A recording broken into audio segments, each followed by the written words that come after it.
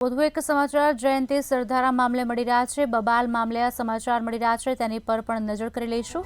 જયંતિ સરધારા અને સંજય પાદરિયા વચ્ચે બબાલના મામલે આ સમાચાર સામે આવી રહ્યા છે। આપને જણાવી દઈએ, પીઆઈ સંજય પાદરિયાએ અધિકારીને તપાસની અરજી કરી છે।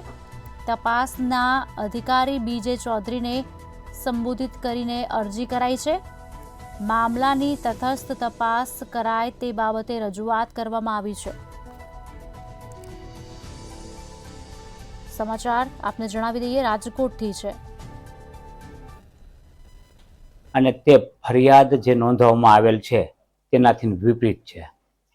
હકીકતમાં સોશિયલ મીડિયામાં જે વિડીયો વાયરલ થઈ રહ્યા છે સીસીટીવીના, એ વિડીયોમાં પાદરિયા ઉપર સરધારા હુમલો કરતા જણાય છે। પહેલા કાટલો પકડ્યો અને પછી પાટા માર્યા।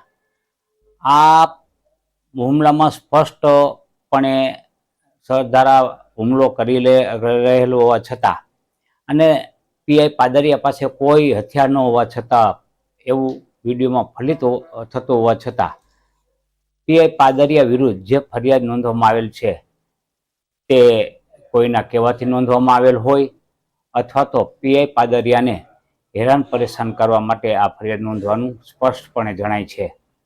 તો મારી દૃષ્ટિએ તંત્રએ પણ આ કોઈના કહેવામાં આવી ફરિયાદ નોંધવી ન જોઈએ અને જો નોંધાયેલ હોય તો પણ બી સમરી વિથ પ્રોસિક્યુશન સાથે આવી ફરિયાદનો નિકાલ કરવો જોઈએ।